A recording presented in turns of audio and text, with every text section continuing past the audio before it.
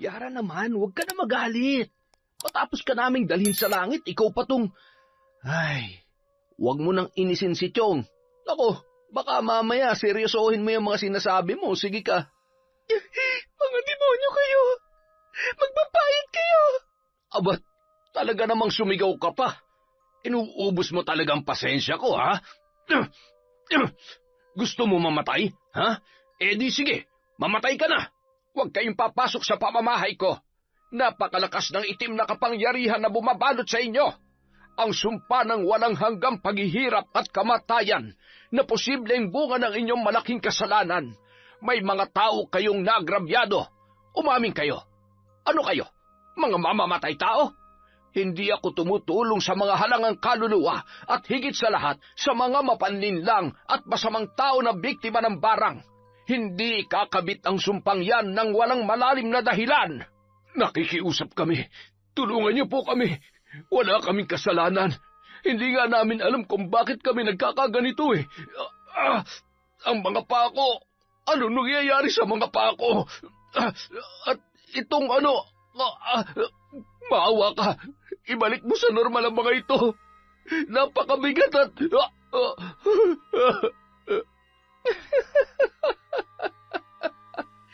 Ang tagal kong hinintay ang pagkakataong ito.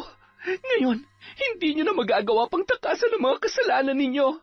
Wala nang mas masaya pa na magdusa kayo sa loob ng kulungan habang nakakulong sa aking sumpa na magpapahirap sa inyo sa bawat segundo, bawat minuto, araw-araw. Taon 2010, Batangas. Patuloy pa rin ang pagbuhos ng malakas na ulan. 10 minuto bago sumapit ang 3:00 ng madaling araw ay nagising si Yara sa lamig ng tubig na tumutulo sa kanyang muka.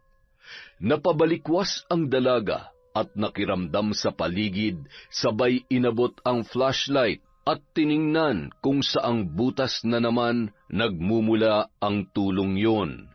Luma na at pinagtagni-tagni lamang ang yero na nagsisilbi nilang bubong at ang dingding naman ay yari sa mga lumang tabla at kawayan. Napakamot ulo na lamang ang dalaga nang makita ang panibago na namang butas sa kanilang bubungan. Ay, pambihira. Ang sarap-sarap pa naman sana ng tulog ko dahil malamig. Mamaya ako lang tatapalan yan. Nasaan na ba yung maliit na palanggana? Oh, ayan. Hindi ko alam kung saan inilagay ni tatay yung pantapal.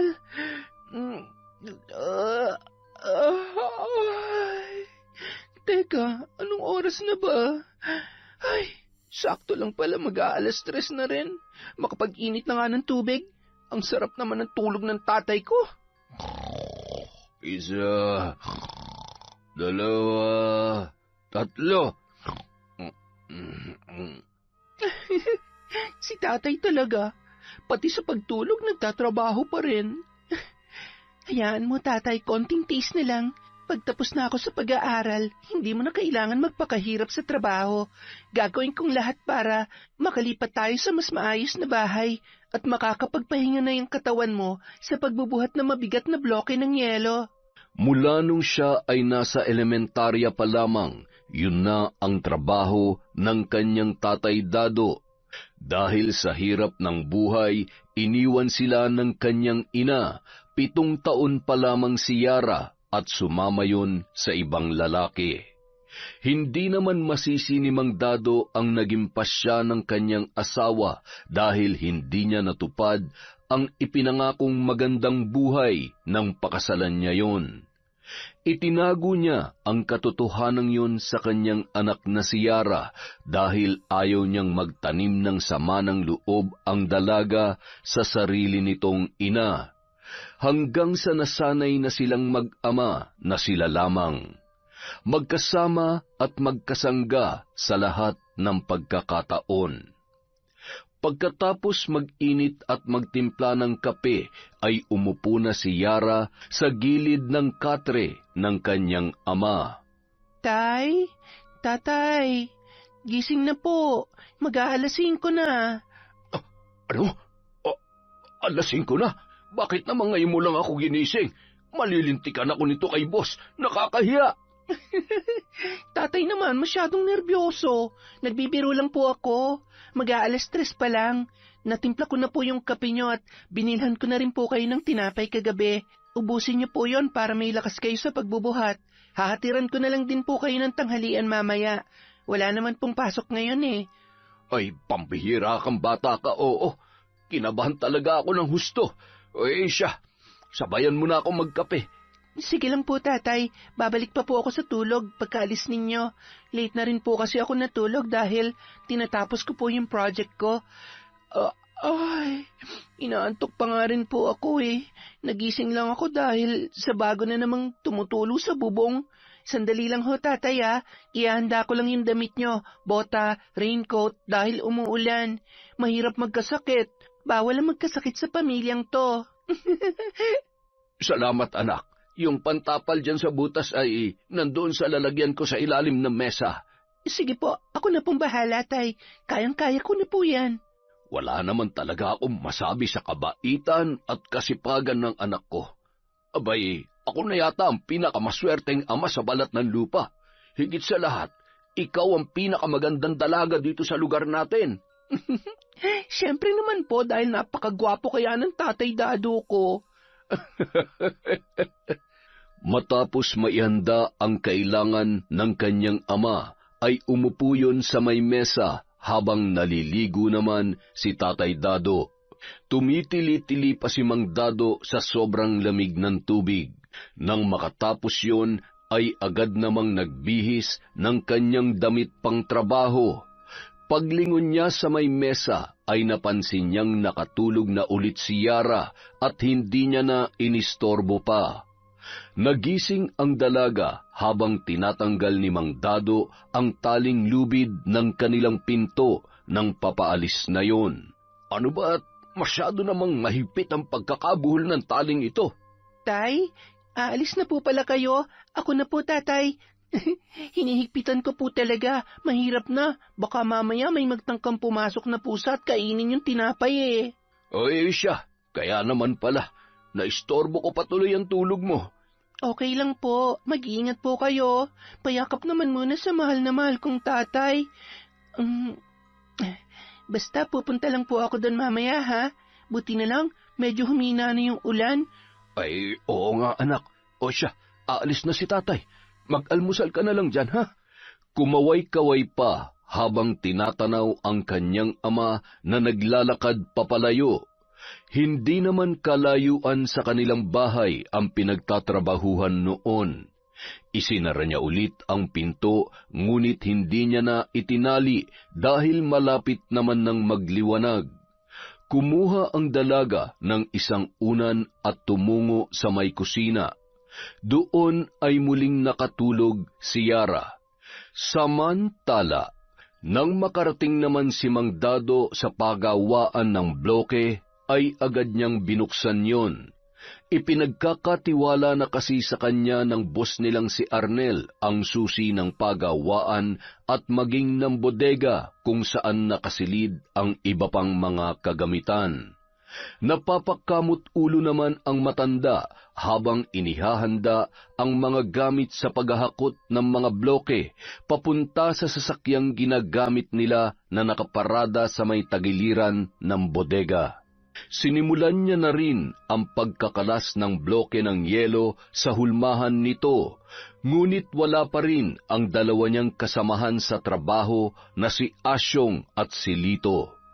Si Asyong ay kasabayan ni Mang Dado sa pagpasok sa nasabing trabaho mula pa nang magsimula ang negosyong yon ni Arnel. Si Lito naman ay pamangkin ni Asyong na dayo sa nasabing lugar.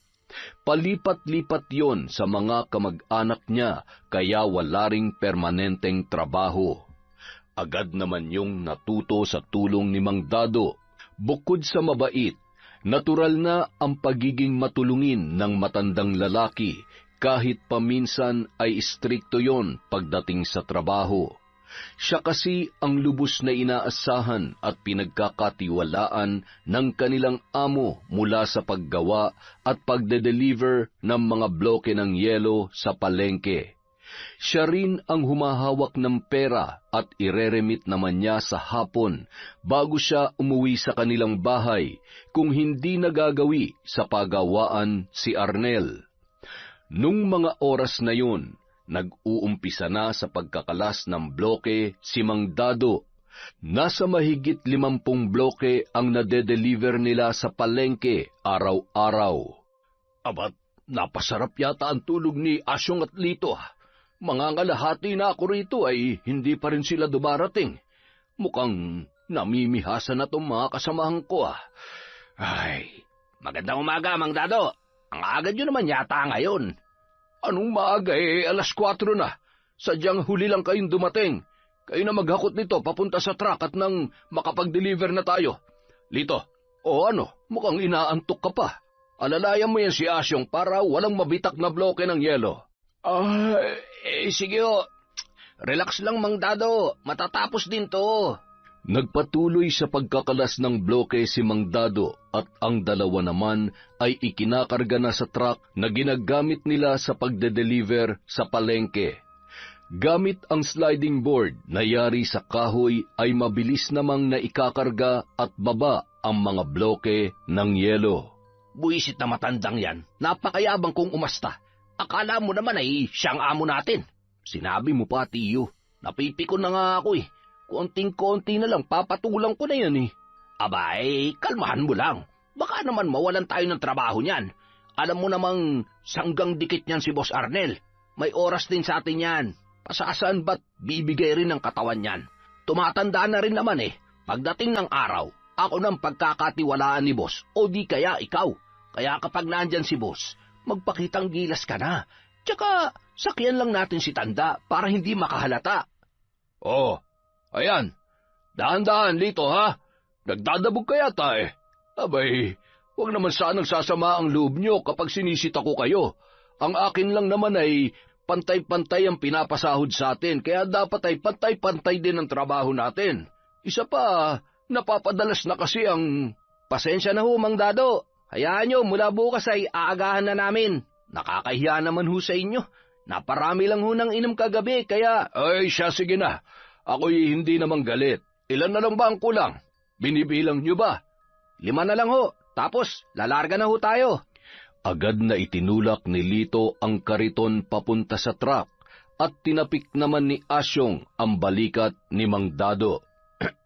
Mang Dado, pasensya na sa pamangkin ko ha. Bata pa kasi kaya minsan ay may pagkamakitid ang... Alam mo na, dumaan rin naman tayo sa ganyang edad. Medyo padamdamin at... Hayaan mo na. Tara na at nang makalarga na tayo. Si Asyong ang inutusan ni Mang Dado na magmaneho ng truck papunta sa palengke. Namamanhid pa kasi ang kamay ng matanda sa lamig at nangalay din ang braso nito dahil sa matinding lamig sa pagkakalas ng mga bloke. Nang makarating ang mga yun sa palengke, ay kanya-kanya na silang baba at tulak ng kariton na kanilang ginagamit sa pagde-deliver sa mga nagtitinda ng karne, isda at iba pa sa palengke. Kanya-kanya naman ng abot ng bayad ang kanilang mga customer. Pagkatapos ay ireremit naman nila yon kay Mang Dado. Lito, naitabi mo na ba yung bayad sa palabis nating 5 bloke? Ayos na ho, Chong. May pambili na naman ho tayo ng alak at pulutan. Hoy, ano yan ha? Kayong dalawa, ginugulangan nyo na naman si Mang Dado. Aba, maawa naman kayo sa matanda. Aling baby naman. Baby, hinaan mo naman at baka may makarinig sa'yo. Hayaan mo't bukas ay may palabis kang 1 bloke sa amin. Nako, wag na. Idadamay nyo pa ako sa kalokohan nyo. Siya, lumayas na nga kayong dalawa at baka malasin pa mga paninda ko dahil sa pinaggagawa nyo. Ay sus, masasayang huyang beauty nyo kapag palagi kayo nagsusungit at nakakunutang noo. Kaya nga pinapalayas ko na kayo at kapag ganyan naman ang mukha na makikita ko, hay, ewan. Grabe ka naman, Aling baby. Masyado ka namang namemersonal. Ay, tara na nga Lito. Samantala, kasalukuyang dinudukot ng matandang babae sa kanyang lumang bag ang pitaka habang naglalakad papalapit sa pinag-aangkatan niya ng panindang kakanin na ilalako niya naman sa may pantalan. Nasaan na ba yung pitaka ko? Habang abala ang matandang babae sa kung anong hinahanap niya, ay paparating naman sa kinatatayuan nito si Mang Dado. Ay, salamat sa Diyos at natapos din. Abat, sinura tayo na. Napakasipag rin naman ng matandang to. Wala ring kapaguran sa paglalako. Mula sa di kalayuan ay kitang-kita niya naman nang biglang hinablot ng isang binatilyo ang hawak na pitaka ng matandang si Lola Nora. Hoy, ang pitaka ko! Ibalik mo sa akin yan! Sakto namang tumakbo ang binatilyo papunta sa direksyon kung saan naroon si Mang Dado. Sinadya niya yung banggain ng kariton, dahilan para matumba at maabutan yon ni Lola Nora. Diyos kang bata ka! Ang likot ng kamay mo! Aray ko po! Magnanakaw kang bata ka! Akin na yung pitaka ko! Agad na pumito ang gwardya at nagkukumahog namang tumakas ang nasabing magnanakaw. Ay, hayaan nyo na. Ang importante ay nakuha ko na ulit itong pitaka ko. Aba, muntik pang matali ng lintik na yon ang puhunan ko. Talamak na rin ho talaga ang mga magnanakaw ngayon. Wala nang pinipiling oras at lugar, maging taong bibiktimahin. Ay, sinabi mo pa, Dado. Siya, salamat sa tulong mo. Kung hindi dahil sa'yo, malamang sa malamang ay natangay na ng lokong yun ang perang pinaghirapan ko. Bukod sa gwapo ka na ay mabait at matulungin ka rin pala. Siya, mag-iingat na lamang kayo sa susunod. Mauna na ako at siguradong hinihintay na ako ng mga kasamahan ko. Sinundan pa ng tingin ng matanda si Mang Dado na tumigil naman sa tapat ng isa sa kanilang mga customer. Mang Dado, mag-iingat kayo dun sa dalawa niyong kasama. Kanina ay narinig ko ang pinag-uusapan nila. Naku. Sigurado ako ginugulangan kanila. Aba, mahirap kapag ganyan ang mga kasamahan sa trabaho. Hayaan niyo't babalik din sa kanila yon kung sakali mang may ginagawa silang kalokohan. Hindi naman natutulog ang Diyos pagdating sa mga ganyang bagay. Ay, sige na. Sana'y maubos yung mga paninda ninyo. Kumaway, sabay na pabuntong hininga na lamang si Mang Dado sa kanyang nalaman. Hindi kasi yon ang unang beses na may nagsumbong sa kanya.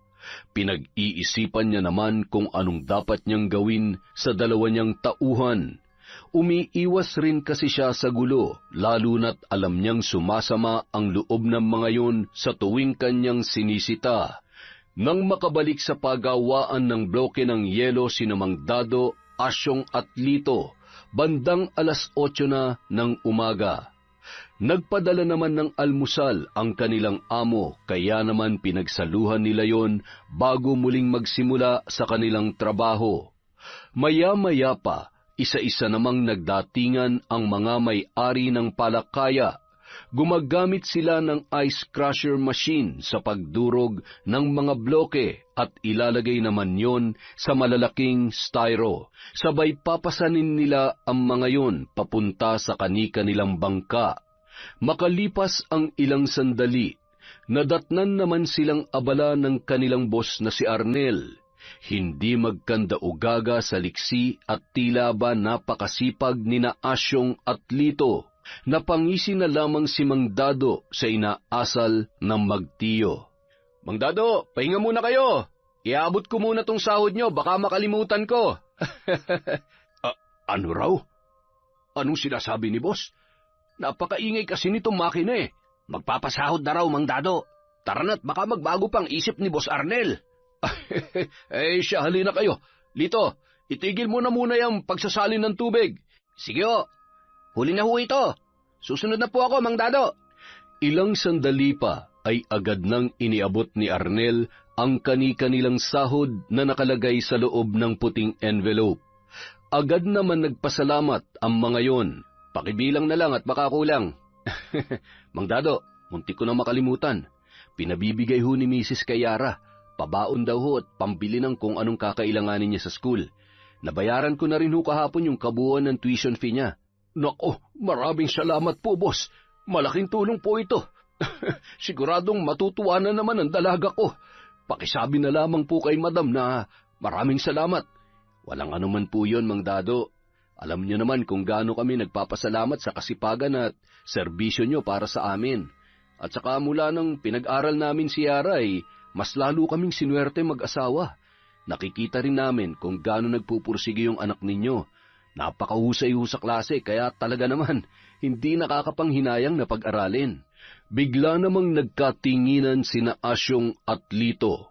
Nababakas ang inggit sa mukha ng mga yun habang nakikinig sa pag-uusap ng kanilang amo at ni Mang Dado. Bumalik na lamang sila sa kanilang ginagawa. Kita mo na, Lito, hindi ba't lugi tayo? Kaya dapat lang na dumidiskarte din tayo para sa sarili natin. Oo nga, Chong, napakaswerte naman pala ng matandang yan at ng anak niya. Kaya naman pala masyadong pabida kung magtrabaho dahil sobra-sobrang benepisyo nila mag-ama. Kaya tama lang nakalmahan lang natin kapag wala si boss. Tama ka dyan. Kaya maya-maya, matutulog tayo, ha? Kahit 1 oras lang, pwede na yun. Nang makaalis si Arnel, ay agad namang nagpaalam ang dalawa kay Mang Dado na kakain na sila ng tanghalian. Pumayag naman ang matanda at siya na ang nagpatuloy sa ginagawa ng dalawa. Matapos kumain sa malapit na karinderya, ay agad na pumasok ang mga yon sa truck. Salamat sa Diyos! Grabe, busog na busog ako! Ay, makatulog na nga. Kayang-kaya na ni tanda yun. Bandang 12:00 ng tanghali ay pakanta-kantang naglalakad si Yara papunta sa kanyang tatay Dado. Bitbit niya ang tanghalian ng kanyang ama na siya mismo ang nagluto. Napakunot noon naman siya nang masilip sa loob ng truck sina Asyong at Lito na tulog na tulog. Aba, ayos ah. Tapos na ba sila sa trabaho? Siguradong dinuduga na naman ng mga ton tatay ko. Teka lang, babalikan ko kayo. Nagpatuloy sa paglalakad ang dalaga. Rinig na rinig niya ang pagbuhos ng tubig sa malalaking hulmahan ng bloke ng yelo at ang paghila ng mga bakal kapag isisilid na yon sa lalagyan. Napakasalbahe talaga ng mga yon. Mag-isa niyong pinagtatrabaho ang tatay ko. Mamaya kayo sa akin. Tatay! Tay! Yuhu! Nandito na po ako. Kain po muna kayo. Anak, sandali lang. Kanina ka pa ba dyan? Kararating ko lang po, tatay. Bakit ho? Mag-isa lang kayo dito. Nasaan yung mga kasama niyo? Sina Asyong at Lito. Kumain ng tanghalian. Siguro'y umuwi sa bahay nila. Kanina pang 11:00 yon. 12:00 na hindi pa rin nakakabalik. Nako, siguro po ay tinutunaw pa yung kinain nila. O baka naman po, nalunok na nila yung kutsara, kaya... Ikaw talaga. Hayaan mo na. Kayang-kaya ko naman to. Tapos naman ng dagsa ng mga customer. Mamaya ulit yan, mga 3:00. Sus, kaya nasasanay sila ng ganyan kasi hinahayaan nyo eh. Tay, kapag hindi mo sila sinita, mamimihasa ang mga yan. Maawa naman kayo sa sarili ninyo. Ayaw ko naman na nasusobrahan kayo sa pagod. Inaabuso na kayo ng mga yon. Huwag kasi kayo masyadong mabait. Umiiwas lang tayo sa gulo, anak. Sa sakit ng ulo. Nakikisama lang ako. Pero kapag sobra-sobra na, siyempre magsasalita rin ako. Isa pa, may nagsusumbong rin sa akin sa palengke tungkol sa kalokohan ng mga yan. Dinadaya nila ang bilang ng bloke para may kita sila maliban sa sahod nila. Ay. Kita nyo na? Naku, madadamay ka pa sa kalokohan ng mga yan. Hindi nyo po sila kailangan pagtakpan. Huwag nyong isipin kung anong mararamdaman nila. Kung mayroon kayong dapat isipin, di yung boss nyo na nagmamalasakit sa atin. Hindi yung mga tamad at magnanakaw naman pala. Gusto ko lang makasiguro. Mahirap namang maniwala sa sabi-sabi lang, kaya gusto kong ako mismo makakita. Sa bagay, Sige na po, kumain na kayo. Masarap yan, Tay, at paborito nyo yan. Ito po pala, Suman. Merienda nyo maya-maya. Binigay ho sa akin yan ni Lola Nora kanina. Aba, talaga namang nagkakasundo kayo ng matandang yun, ha? Opo, mabait po kaya siya. Tapos, naikwento niya nga po sa akin na tinulungan niyo siya kanina. Tay, pakiramdam ko. Yara, anak, pakainin mo muna ako bago mo ituloy ang sasabihin mo. Ay, nakong batan to baka masuka pa ako dyan. Sige po, kain na po muna kayo. Magpapahangin lang po ako sa labas at didiligin ko po yung mga halaman sa may tapat ng bodega. Nandun po ba yung hose ng tubig? Oo, anak, pero alanganin namang magdilig ng halaman at tanghaling tapat. Baka mamatay naman yung mga halaman sa gagawin mo. Hindi po yan. Alam ko na. Maglilinis na lang po ako dun sa tapat ng bodega. Medyo makalat. May walis din po doon, diba? Oo, anak. Siya, ikaw na ang bahala dyan. Hindi ka rin mapakali ng walang ginagawa May pinagmanahan ka nga talaga. Pasipul-sipul pang kinuha ni Yara ang walis at hose ng tubig sa may bodega at ikinabit yon sa gripo. Sarap na sarap kayo sa tulog nyo, ha? Habang yung tatay ko nagkakandakuba na sa pagtatrabaho, humanda kayo sa akin. Mga impakto! Matapos wisikan ng tubig ang semento na kalsada sa tapat ng bodega, ay winalis-walisan niya yon. Sabay ngumisi at tumapat sa may bintana ng truck kung saan parehong nakanganga at humihilik ang magtiyo na sina Asyong at Lito. Tulong! Nalulunod ako! Chong, gising! Nananaginip ka! Ano nangyayari? Bakit basang-basa tayo? Anak na putya! Akala ko totoo na! Ay, nandyan po pala kayo? Nananadya ka ba? Hindi Mali ko ba naman na nandyan kayo? Sabi ni tatay, kumakain kayo Bakit kasi kayo natutulog oras pa ng trabaho? Ay, nagpapalibre lang yata kayo sa trabaho Habang yung tatay ko nagpapakahirap kanina pagdating ko. Baka gusto niyong isumbong ko kayo kay... Hoy, maldita! Umayos ka, ha? Itiko mo yung bibig mo kung ayaw mong... Ano, sasaktan niyo ako? Aba, bakit anong masama sa sinabi ko? Abusado kayo? Kung hinahayaan kayo ni tatay, pues ibahin niyo ako. Kaya ko kayong isumbong sa boss niyo. Abat, sip-sip ka rin pala, katulad ng... Oh, ano nangyayari dito? Oh, ano nangyari sa inyo? Basang-basa kayo. Tay, inaaway nila ako. Hindi ko naman sinasadya mabasa sila. Tay, alam niyo po ba na... Yara, huwag ka na magalit. Nagulat lang kasi si Chong, kaya... Mang Dado, kararating lang po namin. Nagpahinga lang po kami dito saglit. Hay, mga sinungaling. Hay nako, tatay, tapos ka na po bang kumain? Oo, tapos na anak. Kunin mo na yun at umuwi ka na. Nakataas na naman yung kilay mo, Napabuntong hininga na lamang si Yara at inirapan sina Asyong at Lito. Matapos makuha ang baunan na pinagkainan ng kanyang ama, ay nagpaalam na yon sa kanyang tatay. Tay, magpahinga ka rin muna bago magtrabaho, ha? Yung iba nga nakatulog na't humihilik pa kahit oras pa ng trabaho. Bye, Tay. Ingat kayo sa mga katrabaho nyo. Sa trabaho nyo pala. Napailing-iling na lamang si Asyong na nagpipigil ng inis sa dalaga. Ay, pagpasensyahan nyo ng anak ko. Ganyan lang yan magsalita pero mabait naman yan. Sinasabi niya lamang kung ano ang totoo at kung ano nakikita niya. Okay lang Mang Dado. Kapag nagsusungit ay lalong gumaganda yung anak ninyo. Si Chong kapag nagagalit ay umayos ka, uupakan kita dyan. Tama na yan. Balik na sa trabaho at mukhang napasarap nga ang tulog ninyo. Hindi naman na nakaimik pa ang dalawa, sabay napakamot na lamang sa kanilang mga ulo. Nang sumunod na araw, naging mas mahigpit si Mang Dado at hindi iwinawaglit ang tingin sa magtiyo. Sinabihan niya rin na siya na muna ang maniningil sa mga customer nila sa palengke. Masyadong mahigpit ngayon si Dado Nakakabwisit. Doble ingat na lang tayo, Chong. Ako nang sasaglit dun sa sukay natin. Matapos maningil ni Mang Dado, ay napansin niya naman si Lito na nagmamadaling pumunta sa may dulong parte ng mga nagtitinda ng isda. Sinundan niya yon at sumabay siya sa dumadagsang mga tao. Ayos! Salamat, boss! Sa susunod ulit! Akma nang ilalagay nun ang 500 sa kanyang bulsa nang biglang hawakan ni Mang Dado ang kanyang kamay. Mang Dado? Totoo palang sumbong sa akin ang mga suki natin dito. Ay, kailan niyo pa ginagawa to? Pasensya na, Mang Dado. Napag-utusan lamang po ako ni Chong. Paano kayo pagkakatiwalaan kung ganyan kayo?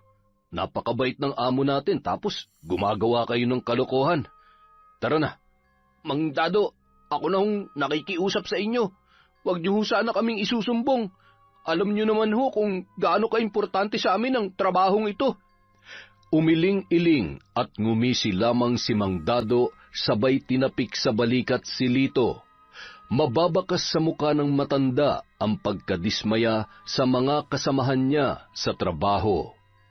Halos buong maghapon ay hindi umiimik si Mang Dado.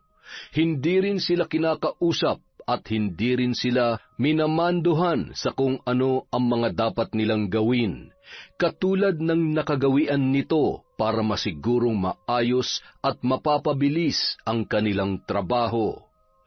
Habang naglalakad pa uwi pagkatapos ng trabaho ay agad namang sumagi sa isip ni Asyong si Mang Dado. Ano mang problema ni Dado? Hindi na nga umiimik ay nakasimangot pa. Sarap upakan. Nagtrabaho naman tayo na maayos kanina. Baka mamaya kung ano pang isumbong niya kay boss, makakatikim talaga siya sa akin. Chong, may problema tayo. Ano kasi, nahuli ako kanina ni Mang Dado. Alam niya na pala yung tungkol sa pagpapalusot natin ng bloke. Ano? Anak nang, napakabobo mo naman. Paano nangyari yun? Bakit naman hindi ka nag-iingat? Nalintikan na, oo. Sigurado magsusumbong ang sip-sip na yon. Yun nga rin ang inaalala ko eh. Ay, baka bukas wala na tayong trabaho. Subukan niya lang. Talaga namang makakatikim siya sa akin at siguradong may kalalagyan ng pagiging sip-sip niya. Kapag ako napuno, idadamay ko pati anak niya eh. Huwag naman, Chong. Tsaka, kasalanan naman talaga natin eh. Anong kasalanan? Dumidiskarte lang naman tayo. Masyado lang siyang pakialamero. Kung hindi lang naman siya bida-bida, ako dapat ang pinagkakatiwalaan ni Boss Arnel eh. Mas malakas at mas magaling naman ako sa matandang yon, no? Samantala, matapos namang iabot ni Mang Dado ang perang kinita nila ng araw na yon, ay napabuntong hininga ang matanda. May problema po ba, Mang Dado? Boss, ayaw ko sanang sabihin ito sa inyo, kaya lamang ay nakukonsensya po talaga ako. At hindi na rin po kasi tama. Mukhang nagiging abusado na sina Asyong at Lito. Inilahad ni Mang Dado ang mga kalokohan ng dalawa, dahilan para magalit ang amo nilang si Arnel. Napakaraming matino na pwede nating ipalit sa kanila. Kung sinabi niyo ng mas maaga yan ay di sana. Siniguro ko lang po muna, boss. Mahirap namang basta na lamang ako magsusumbong sa inyo dahil sa sabi-sabi ng ibang tao. Boss, makikiusap po sana ako. Baka pwedeng wag niyo naman silang tanggalan ng trabaho. Humanap lang po kayo ng bagong kasama ko sa pagde-deliver doon sa palengke. Baka ho kasi, alam niyo na, nag-iingat lang ho ako at ayaw ko namang sumama ang loob nila sa akin kung sakaling wag kayong mag-alala, Mang Dado. Salamat at ipinaalam niyo sa akin ang bagay na ito. Ako na pong bahala. Sige na ho, umuwi na ho kayo at siguradong hinihintay na kayo ni Yara. Kinabukasan, nagulat na lamang sina Asyong at Lito nang pagdating nila ay nandoon ang kanilang amo. Ganitong oras pala kayo pumapasok? Hindi naman ho, boss. Nagkataon lang ho dahil... Sige na, magtrabaho na kayo. Sayang ang oras. Siya nga pala, may mga baguhang papasok bukas. Sila muna ang kasama ni Mang Dado sa pagde-deliver. At ako naman ang pipirmi at magbabantay dito. Gusto ko na rin mag-focus dito dahil mukhang napapabayaan ko na yata kayo dito eh. Tumango-tango na lamang sina Asyong at Lito. Nababakas ang kaba sa muka na magtiyuhin. Nababatid din nila na nagsumbong si Mang Dado sa natuklasan nito. Buong araw nasa tamang oras at maayos na nagtrabaho ang dalawa, ngunit hindi sila nag-iimikan man lamang. Hayop ka talaga, tanda. Humanda ka sa akin. Masyadong matabil yung dila mo. Panira ka ng diskarte. Maghintay ka lang at susurpresahin kita. Nagkamali ka ng binangga. Nang sumunod na mga araw, napirmi na sina Asyong at Lito sa pagkakalas ng mga bloke at paghahakot sa truck. Pagkatapos ay sila rin ang nagsasalin ng tubig sa mga hulmahan. Yung dalawang baguhan ang naging kasakasama ni Mang Dado.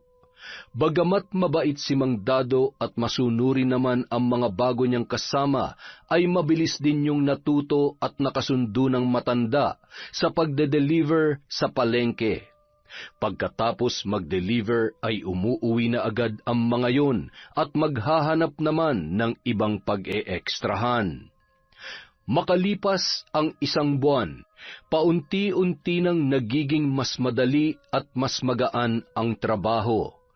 Tila nakalimot na rin ang lahat sa kanya-kanyang init ng ulo, hanggang sa sumapit ang kaarawan ni Mang Dado. Umaga pa lamang ay nagpabili na ang boss nila ng 1 kahon ng alak at nangakong magbibigay ng lechon manok na pulutan. Ayos, Mang Dado. Mahal na mahal ka talaga ni boss. Natatakam na kami ni Lito sa lechon manok mamaya. Mukhang gagapang ho tayo pa uwi nito ah. Aba, ako'y kontrolado na sa pag-inom, kaya ako nang bahala sa kwento mamaya. Isa pa, magagalit ang anak ko. Hindi ho yun. Kaarawan nyo naman. Siguradong mabait rin ho yung anak ninyo. Ano ibig mong sabihin?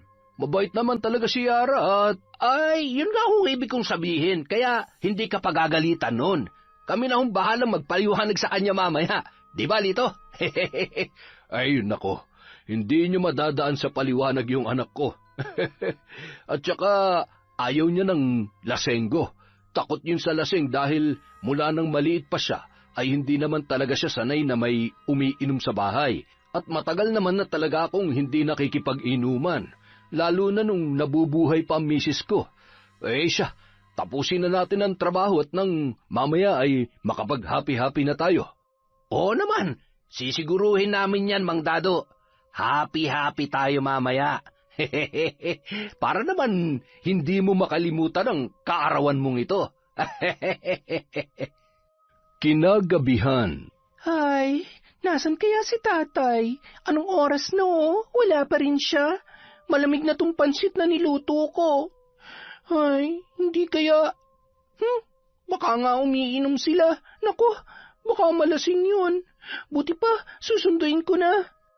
Habang naglalakad si Yara, ay natanawan yon ni Lito na noon ay umiihi sa may tagiliran ng bodega. Nagmamadali yung umihi pagkatapos ngumisi habang kinakawayan ang paparating na dalaga. Susunduin mo ng tatay mo, no? Malamang, alangan naman ikaw.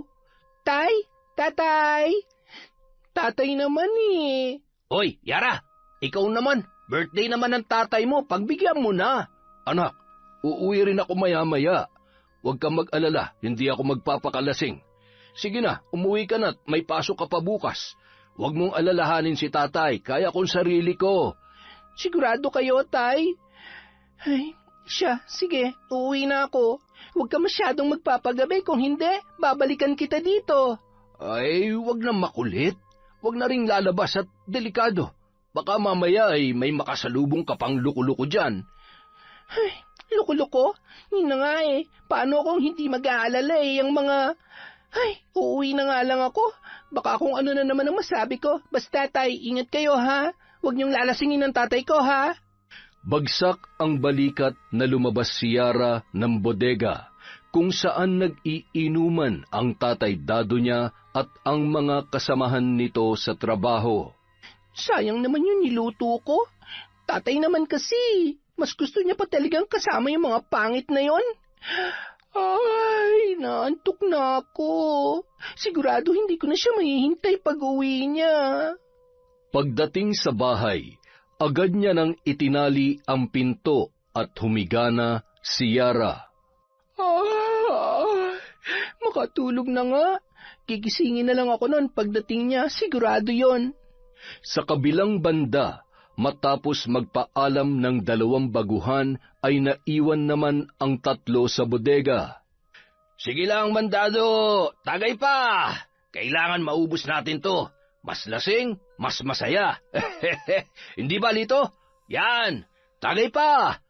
Ay, ako? Malalasing nyo? Nako, malabong mangyayari yan. Malilintikan na sana ko. Baka hindi ako pagbuksan ng pinto nun.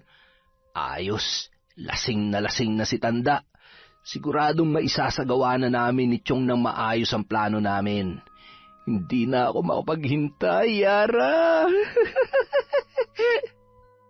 Mang Dado, huling tagay na to. Huy, abat. Yari ka sa amin ngayon. Gamit ang susi ng matanda, isinara ng magtiyo ang bodega. Pinagtulungan naman nila ang matanda na isakay sa likod na bahagi ng truck at inilagay ang susi sa bulsa noon. Itinali rin nila ng lubid ang kamay at paa ni Mang Dado, sabay tinakpan ng makapal na trapal. Humahalakhak pa ang magtiyo sa kanilang ginawa kay Mang Dado at nagmamadaling umalis ang mga yun. Samantala, bandang 12:00 ng gabi, nagising si Yara nang may marinig na mga yapak sa labas ng kanilang bahay. Naamoy niya rin ang halimuyak ng alak na nagmumula sa labas. Bumangon naman siya nang marinig ang mahinang boses na tumatawag sa kanyang pangalan. Yara, buksan mo tong pinto. Ang tatay mo, lasing na lasing. Bilisan mo, napakabigat. Naku po, yun na nga bang sinasabi ko eh. Sandali lang, tatay naman kasi eh. Hindi maaninag ng dalaga ang mga taong nasa labas dahil madilim ang paligid. Agad niyang tinanggal ang tali ng pinto dahil gamay na gamay niya na yun. Nang buksan niya ang pintuan ay nagulat siya nang ang magtiyuhin lamang ang tumambad sa kanyang harapan. Nasaan si tatay? Anong ginagawa niyo dito? Ha? Ang dami mo namang tanong, papasukin mo na lang kami. Ano ba? Bitawan niyo ako! Mga hayop kayo! Huwag ka nalang magtangkapang sumigaw, Yara, kung ayaw mo masaktan. Sige, subukan niyo lumapit. Sisigaw ako ng malakas. Sisigaw ka? Bakit ka naman sisigaw? Wala pa nga kaming ginagawa sa'yo. Halika dito. Sayang naman kasi kung papatayin ka namin ang hindi man lamang pinakikinabangan. Napakaganda mo pa naman at ang bango-bango mo. Bitawan niyo ako. Nakakatiri ka. At talagang palaban ka, ha? Napakaingay mo.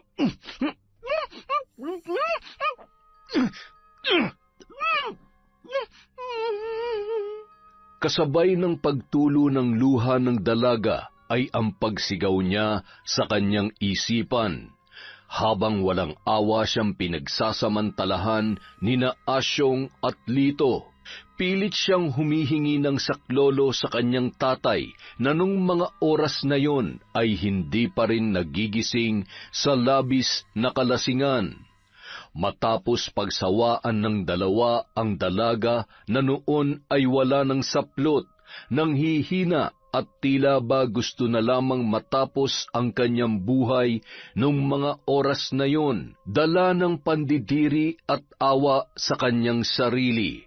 Ikinuyom niya ang kanyang mga palad habang nanginginig ang mga labi at patuloy ang pagpatak ng luha na nakatitig sa dalawang lalaki, na noon ay nagawa pang magsindi ng sigarilyo habang nakangisi at nananabik pa rin sa dalaga. Ano, may gusto ka bang sabihin? Bakit hindi ka makapagsalita ngayon? Nasaan na yung tapang mo, ha? Patayin niyo na ako. Patayin niyo na lang ako. Kapag binuhay niyo pa ako, mga hayop, babalikan ko kayo. Ako ang papatay sa inyo. Yara naman, huwag ka nang magalit. Matapos ka naming dalhin sa langit, ikaw pa tong... Ay, Huwag mo nang inisin si Chong. Nako, baka mamaya seryosohin niya yung sinasabi mo. Sige ka. Mga demonyo kayo! Magbabayad kayo! Abat, talaga namang sumigaw ka pa? Inuubos mo talagang pasensya ko, ha? Gusto mong mamatay, ha? Eh di sige, mamatay ka na. Huwag kang mag-alala, susunod rin ang tatay mo sa pangalawang buhay dahil sa labis na lungkot ng iyong pagkamatay. Chong, tama na yan. Tara na. Lintik, baka matuluyan pa yan. Anong gagawin natin dyan? Kapag nabuhay pang malditang to, siguradong ikakanta tayo nito. Kaya mabuti pa. Sakto. May laman ba yung drum na yan? Meron, Chong. Umalis na tayo. Tama na yan. Tumakas na tayo. Baka mamaya nagising na si Tanda o baka may makakita pa sa atin. Tanga, huwag kang anduwag. Tulungan mo akong buhatin to. Bilis! Ipinasok nila si Yara sa drum na kulay asul na puno ng tubig, at pagkatapos ay nagmadali ng tumakbo ang mga yun, lalo na nang makitang nangisay na ang paa ng dalaga. Naiwan ng mga yon ang kanilang damit pantaas na nasa higaan pa ni Yara. Nang gabi ring yun, nakahanda na ang mga bag ng magtiyo. Kinuha nila yon at nakahanda ng bumiyahe para takasan ang kanilang ginawa. Asyong? Lito? Saan kayo pupunta? Bakit nagmamadali kayo? Saan ba kayo galing, ha? Teka, iiwan mo ako? Iiwan mo na kami ng mga bata? Wala kang karapatan na pigilan ako. Napapagod na akong magbanat ng buto para sa mga batang hindi ko naman kadugo. Buhayin mo yung mga anak mo mag-isa. Halika na, Lito. Asyong, sandali! Huwag mo naman gawin sa akin to! Asyong! Samantala, Kailangan kong makalabas dito. Diyos ko, tulungan niyo po ako. Hindi nila maaaring takasan ang ginawa nila sa akin. pilit iginagalaw ni Yara ang kanyang katawan hanggang sa matumba ang drum na kanyang kinalalagyan. Gumapang yon ng dahan-dahan hanggang sa mailabas niya ang kanyang ulo sa loob ng drum at nakahinga na ng maluwag. Mga hayop, pagbabayaran yung ginawa niyo sa akin. Magbabayad kayo. Nung mga sandaling yon ay siya rin namang pagkagising ni Mang Dado. Wala siyang makitang liwanag at naliligo na rin siya sa pawis. Hindi ako makahinga na maayos. Nasaan ako? Bakit nakatali ang mga kamay at paa ko? Sino may kagagawan nito? Mukhang napagtripan nata ako ng mga lukulukong yun ah. Tulong! Tulungan niyo ako! Nung mga oras na yon, wala namang dumaraang tao, kaya pilit namang iginagalaw ng matanda ang kanyang katawan hanggang sa siya ay makabangon na. Isa namang binatilyo ang dumaan noon at natanawan niya mula sa malayo. Tinawag niya yon at tinulungan si Mang Dado na kalagan ng tali ang kanyang kamay at paa. Sino pong may gawa nito sa inyo? Malamang sa malamang yung mga lukulukong kasamahan ko. Sila naman ang huli kong kasama eh. Nako, anong oras na ba? Sigurado nag-aalala na ang anak ko. Siya, salamat sa tulong mo, iho. Kailangan ko munang umuwi sa bahay. Wala talagang magawang tama itong sina Asyong at Lito, oo. Ay, kaawaan nawa kayo ng Diyos sa mga pinagagagawa ninyo. Habang naglalakad si Mang Dado, ay may 3 kalalakihan na tumatakbo papalapit sa kanya at natatanawan niya rin ang iba pang mga tao na nasa tapat ng kanilang bahay. Mang Dado, buti na lang ho, umuwi na kayo. Bilisan niyo na ho dahil ano ba nangyayari? Bakit nagkakagulo sa tapat ng bahay? Si Yara ho. Ano nangyari sa anak ko? Napatakbo habang nanginginig ang buong katawan dahil sa takot na nararamdaman niya nung mga sandaling yon. Nadatnan niya ang ilang mga kababaihan sa loob ng bahay na siyang nag-aasikaso kay Yara. Ang tanging nakapulupot sa katawan ng dalaga ay ang kumot nito. Basa at magulo ang buhok. Nanginginig pa rin sa lamig at takot. Mababakas sa muka at braso ang mga pasa at sugat na nagpapatunay ng matinding pinagdaanan. Sino may gawa nito? Yara, anak, magsalita ka. Sino may gawa sa nito? Tay, bakit ngayon ka lang? Pinagsamantalahan nila ako, Tay. Sinong gumahasa sa iyo? Patawarin mo ko, anak. Patawarin mo si tatay. Papatayin ko kung sino man ang may gawa nito sa iyo. Magbabayad sila. Nang mabaling ang tingin ni Mang Dado sa mga damit na nasa katre ng kanyang anak, ay mas lalong nandilim ang kanyang paningin sa galit. Kinuha no ng itak at tumungo sa bahay ni na Asyong. Sumama naman ang ilan pang kalalakihan at mga tanod ng barangay na tinawag ng kapitbahay na unang nakasaksi sa kalagayan ng dalaga nang napadaan yon at gumagapang palabas si Yara para humingi ng saklolo.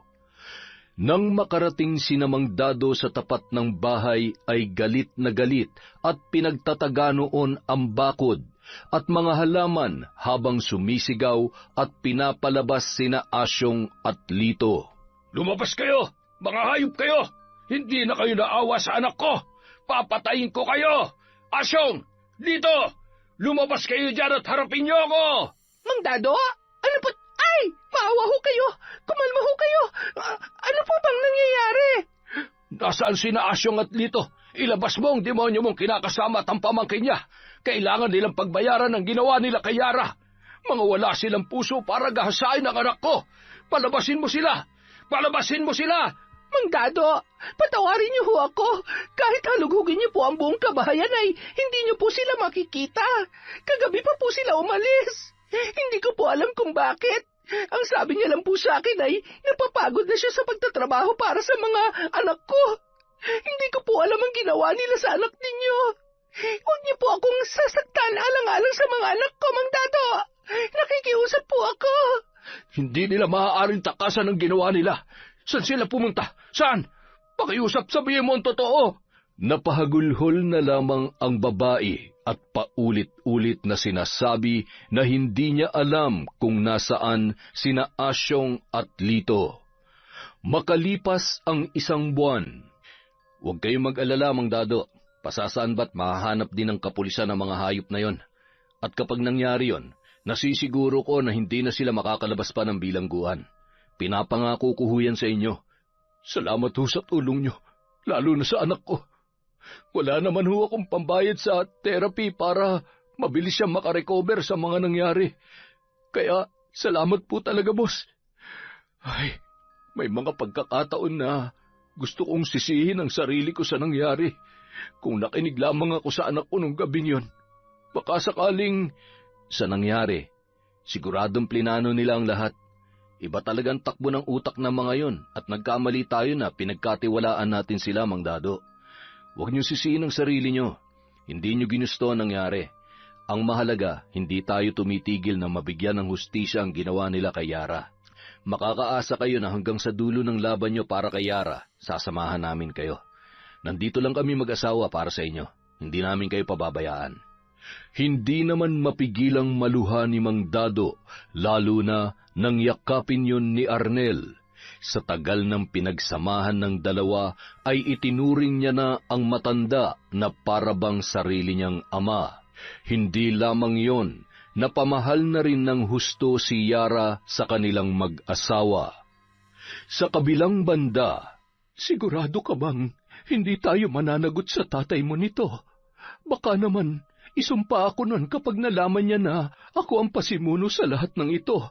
Naku, mahirap na. Ayaw ko namang ma-turn off ang crush ko sa akin.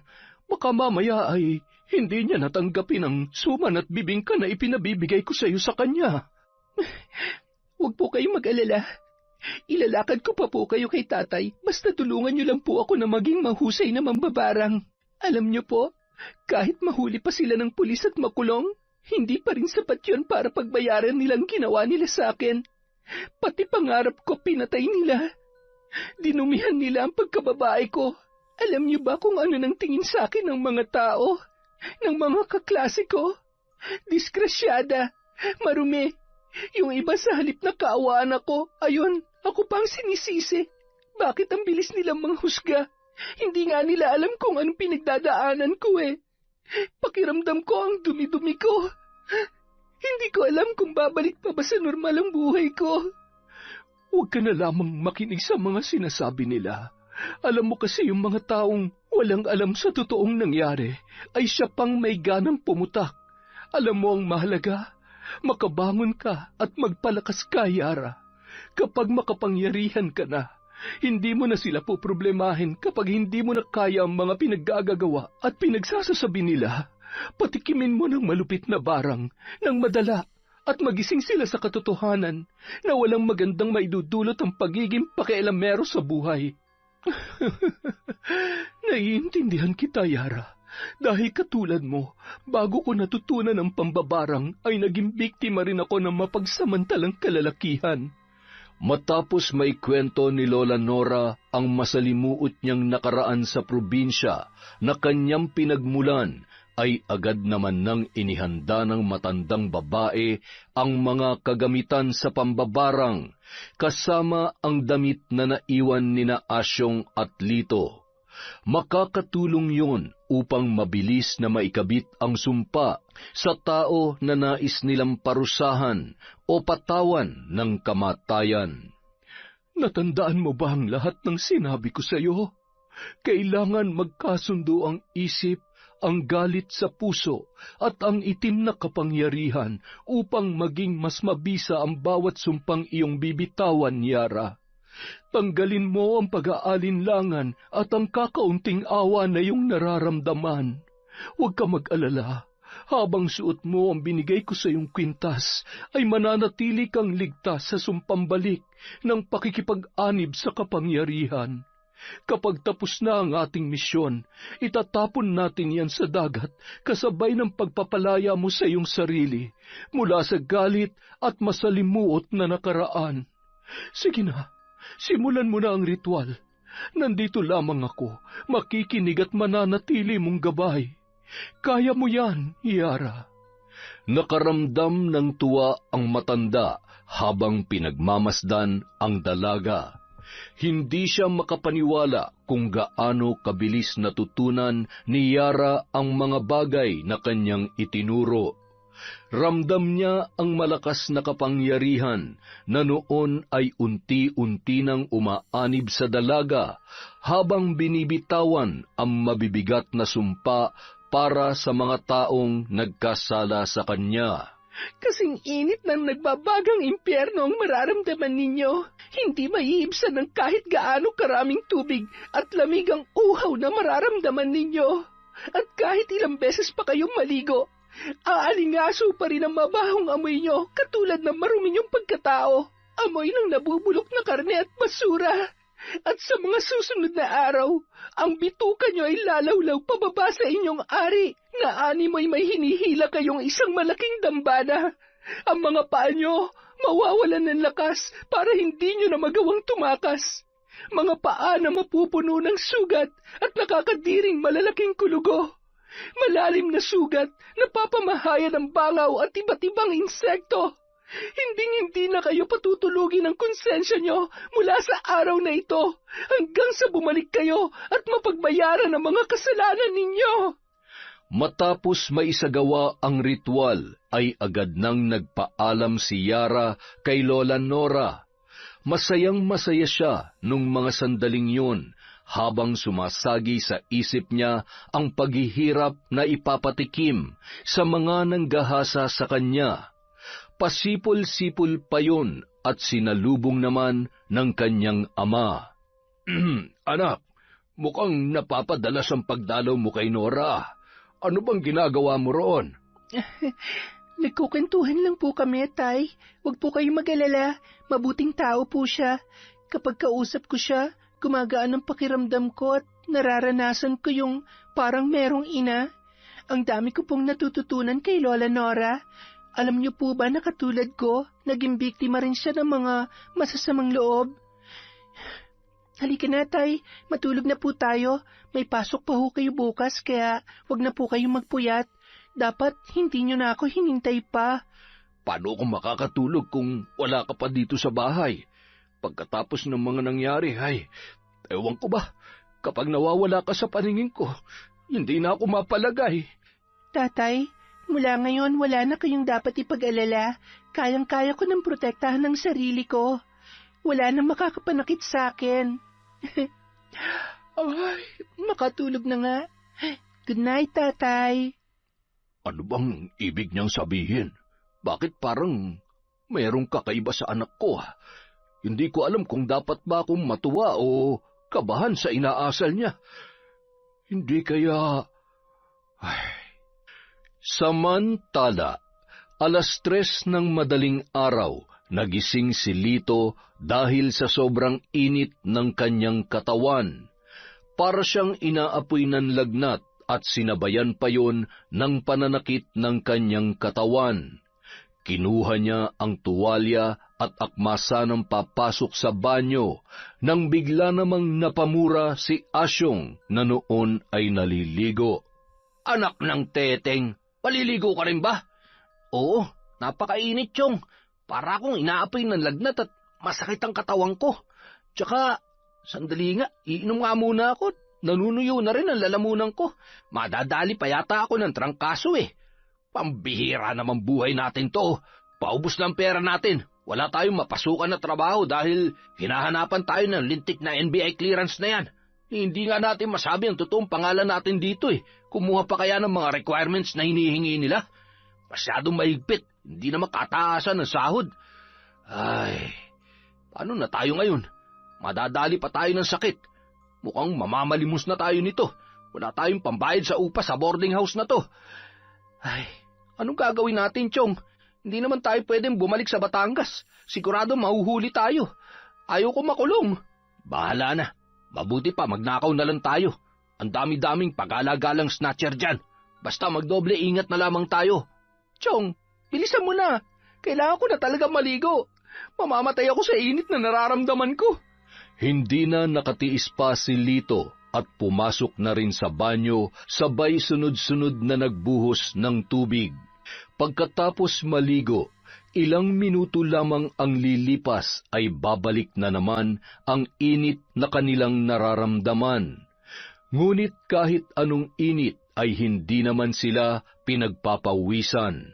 Ano ba nangyayari sa atin? Hindi kaya pinabarang na tayo ni Dado? Wala namang ganun. Hindi naman ako naniniwala sa mga barang-barang na yan. Baka sadyang maalinsangan lang ang panahon. Buti pa itulog na lang natin to, Chong. Ilang sandali lamang mula nang sila ay makaidlip. Nagising na si Lito dahil sa panginginig ni Asyong habang humihingi ng tulong. Agad namang tumayo ang binata at hinawakan ang kanyang tiyuhin sa muka.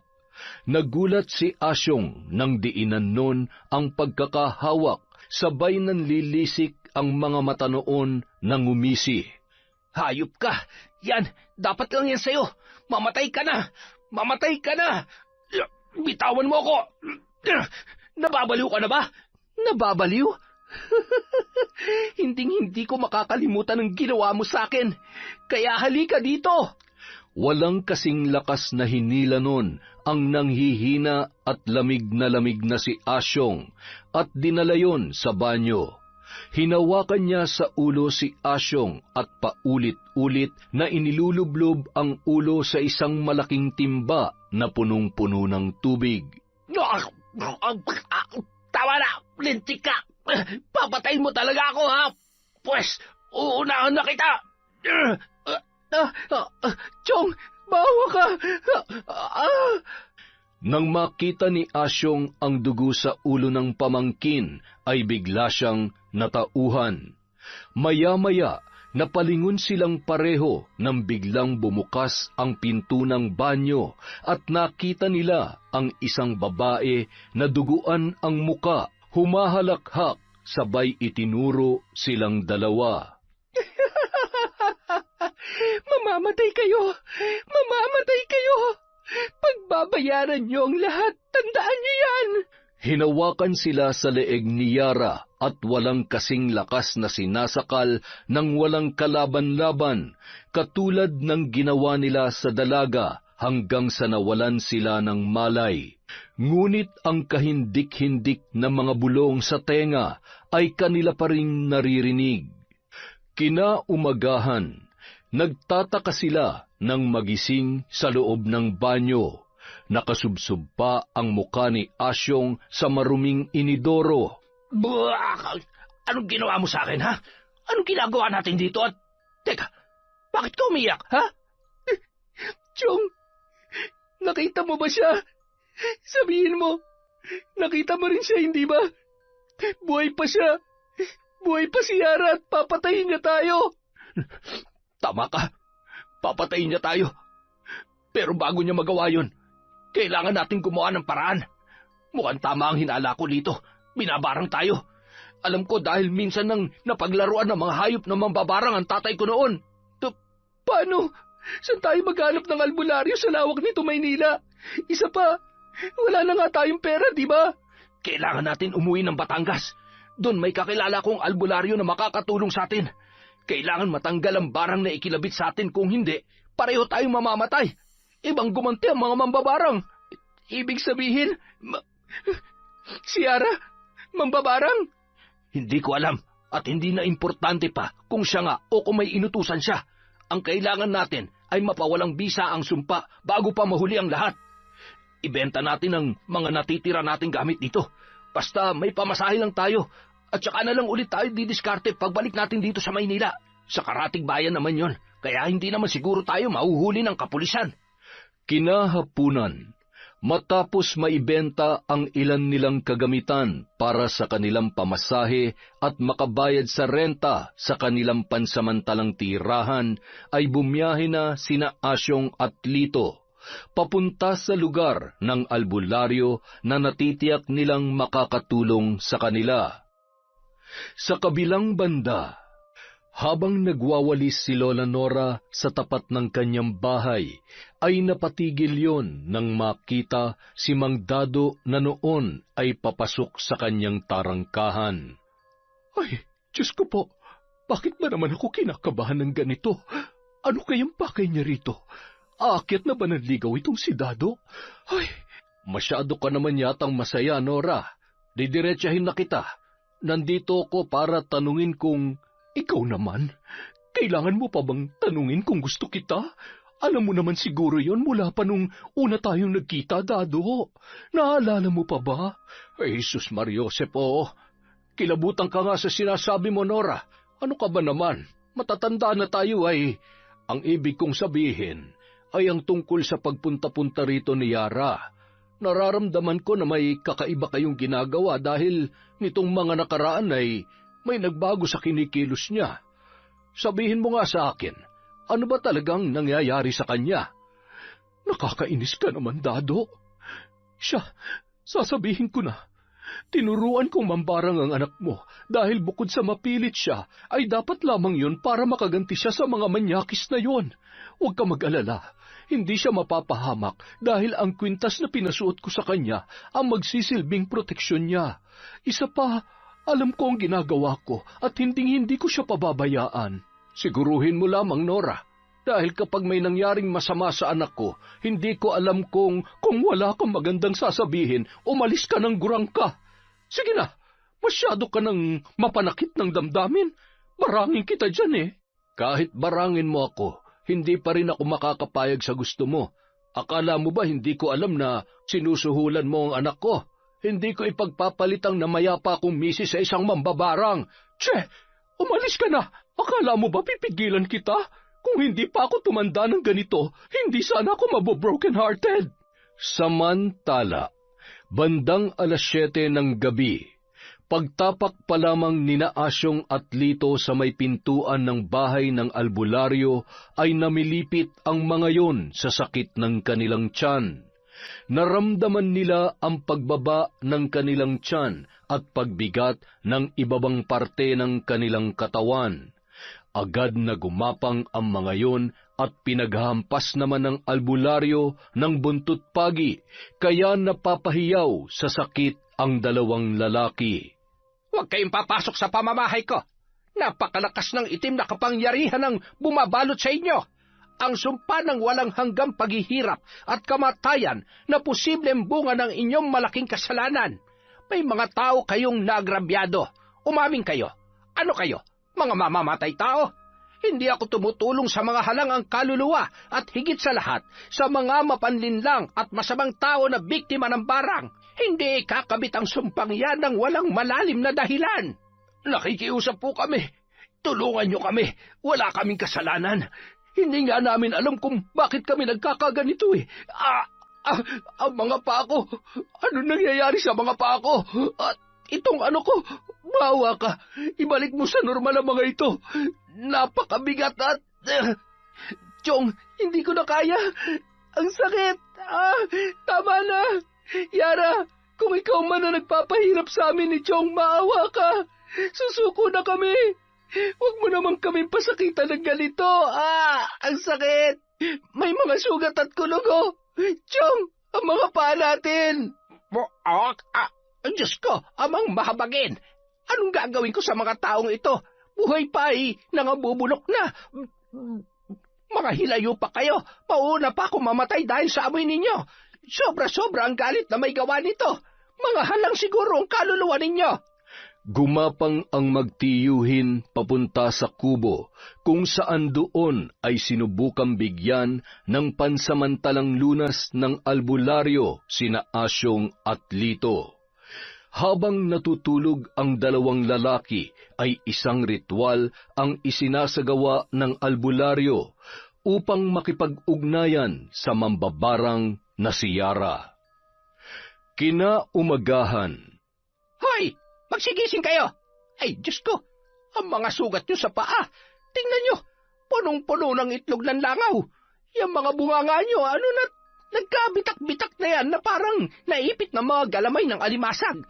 Ay, inumin nyo itong kape at sa tingin ko maya-maya matatapos na ang problema ninyo.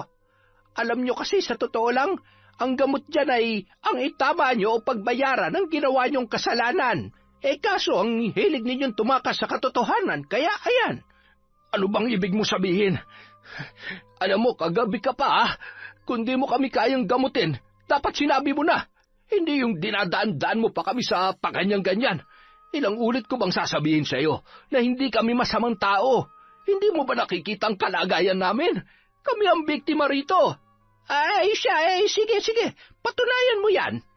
Maya-maya, nagkahulan ang mga aso, sabay pumasok ang ilang kapulisan at pinusasan sina Asyong at Lito, na noon ay tila ba umigsi ang dila, hindi man lamang pumalag at nagsalita para ipagtanggol ang kanilang sarili. Samantala, ang tagal kong hinintay ang pagkakataong ito. Ngayon, hindi nyo na magagawa pang takasan ang mga kasalanan ninyo. Wala nang masasaya pa na magdusa kayo sa loob ng kulungan habang nakakulong sa aking sumpa na magpapahirap sa inyo sa bawat segundo, minuto, araw-araw. Ay, ang sarap sa pakiramdam. Makalipas ang isang araw. May bisita kayo. Mang Dado, patawad po. Patawarin niyo po kami. Kayo lang po ang makakatulong sa amin. Mambabarang ho ang anak ninyo. Siya ang dahilan kung bakit nagkakaganito kami. At bakit ko naman kayo tutulungan, ha? Pagkatapos ng ginawa niyo sa anak ko, kaawaan ko kayo? Kung hindi ko lang pinipigilan ang sarili ko at kung hindi masamang pumatay ng tao, gustong-gusto ko na kayong saktan at patayin. Pinagkatiwalaan ko kayo, mga traidor. Magdusa kayo dito sa kulungan. At yang mga nangyayari sa inyo, karma nyo yan. Hinding-hindi na mabubura ang sumpa na ikinabit sa inyo. Katulad ng mga masasama nyong ugali na hindi na kayang ituwid ng mga rehas na ito. Dado, hayop ka. Palabasin mo ako dito. Ayaw ko pa mamatay. Dado, kapag ako nakalabas dito, babalikan ko kayo ng anak mo, mambabarang. Tandaan mo yan. Saksakan ng sama ang ugali mo. Nabubulok ka na't lahat. Masyado ka pa rin matapang. Kinagabihan, nadatnan ni Mang Dado si Lola Nora na nagluluto ng hapunan. Masayang-masaya si Yara ng mga sandaling yun. Mga ngiti na minsan lamang makita ng kanyang ama. Nababatid niya kung gaano kalaking kasiyahan ang naibibigay ni Lola Nora sa dalaga. Mukhang masarap yang niluluto niyo ah. Ang bango. Matagal pa ba yan? Malapit na ho, Tay. Kakain na ho tayo. Nanay Nora, dito na ho kayo kumain, ha? Nako, hindi na. Uuwi na pati ako, iha. Pasensya ka na. Alam mo naman, ayaw ko namang masira ang gabi ng tatay mo. Mukhang pagod pa naman. Tama si Yara. Nandito ka na rin naman. Dito ka na lamang kumain. Siya nga pala. Tungkol sa mga sinabi ko nung nakaraan, pasensya ka na. Kalimutan mo na sana yon. Huwag ka na sanang magtampo. Nanay Nora, narinig niyo naman po, di ba? Sabi ko sa iyo eh. Siya, maupo na po kayo at maghahain na ako. Tatay, kumusta ho ang lakad niyo? Ayos naman anak. Para akong nabunutan ng tinik na makita sila sa loob ng kulungan. At maliban sa mukhang malubha na nga ang kalagayan nila, doble talaga ang kabayaran sa ginawa nila sa'yo. Anong doble? Kulang pa nga yun. Mga taong hindi marunong tumanggap ng pagkakamali. Tatakas at tatakas sa kanilang kasalanan. Basta ngayong nakakulong na sila, kung maaari ay itigil nyo ng paggamit ng itim na kapangyarihan na yan. Kapag naiisip ko kinikilabutan ako. Mas maigi nang mamuhay tayo ng normal. Kahit pa may proteksyon si Yara hindi natin may pagkakaila na isa pa rin niyang malaking kasalanan. Huwag po kayo mag-alala, Tay. Yan naman po ang usapan namin ni Nanay Nora. Hindi po ba, Nay? Bakit nanay na ang tawag mo sa may reklamo ka ba? Pumunta ka sa barangay. Kung hindi mo ako tanggap bilang ina niya, bahala ka dyan. Basta kami masaya bilang mag-ina. Kung gusto mong manatiling masaya at mabuo ang pamilyang ito pambihira naman oo. Kayong dalawa ha, pinagkakaisahan niyo talaga ako. Kumain na nga lang tayo. Para kayong laging nalilipasan ng gutom Masarap pa. Teka, wala naman sigurong gayuma to, no? Konting-konti na lang kapag naubos ang pasensya ko sa'yo. Gagayumahin talaga kita. Ang hirap mo namang ligawan. Masyado kang pakipot. Nako, Yara. Mukhang nagkaka-wrinkles na yata ako at namumuti na lalo ang buhok ko sa kakaasa dito sa tatay mo. Hindi ko malaman kung sadyang takot sa babae o baka binabae na yan, ha? Binabae pala, ha? Yari ka sa akin mamaya. Teka, maiba ko. Yara, gusto mo bang makita ang mga... Hindi na po, Nanay. Tama na hong nakakulong sila.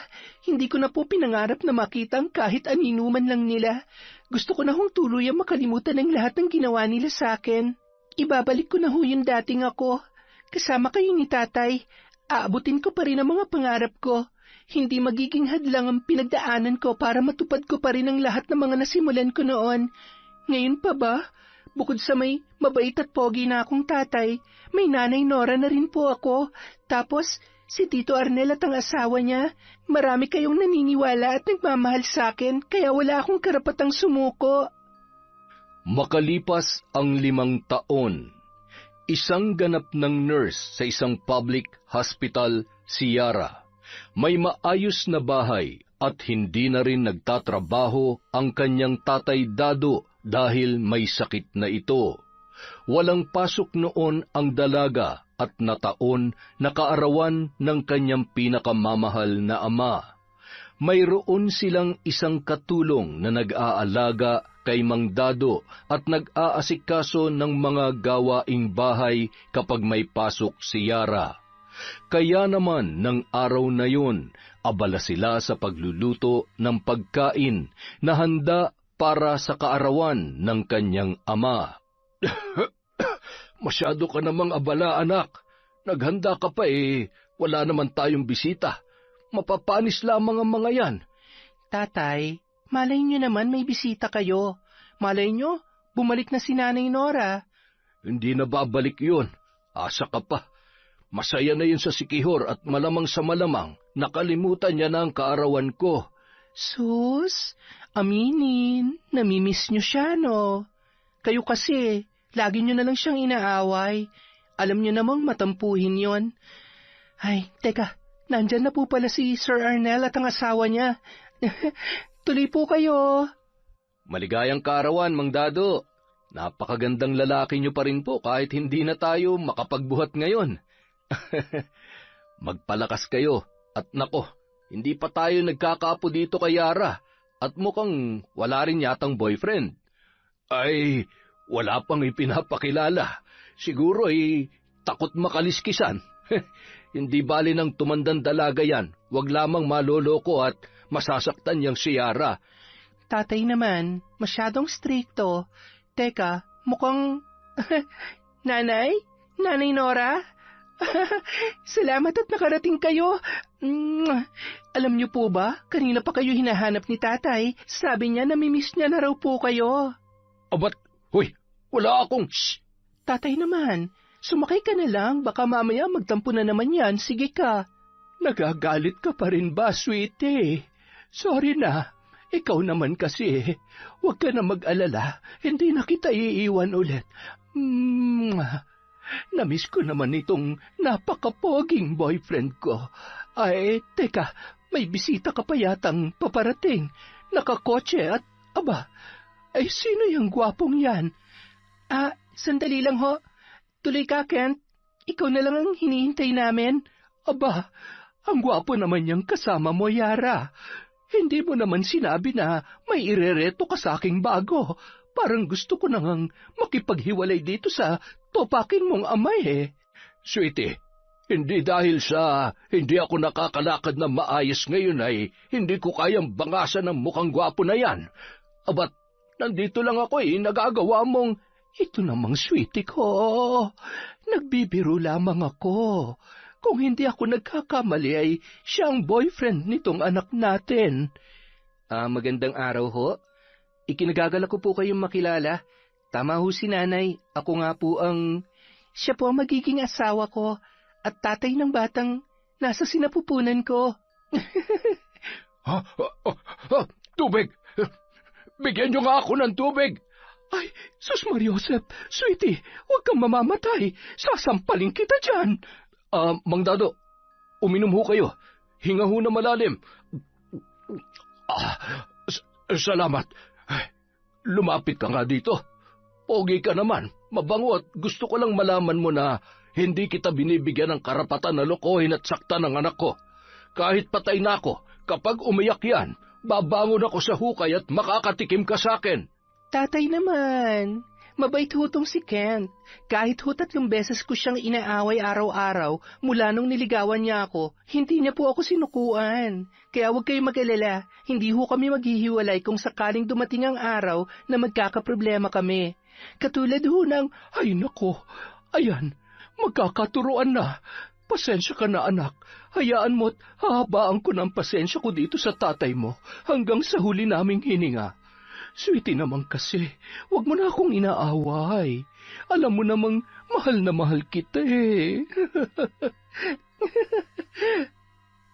Yon, isang nakakatuwa at napakagandang kwento na naman mula sa kwentong Enteng. Maraming salamat po sa inyong pagtsatsaga at walang sawang pakikinig. Wala po muna tayong shoutout. Sa susunod na video, maglilista po muna tayo. Again, maraming salamat po mula sa kwentong Enteng.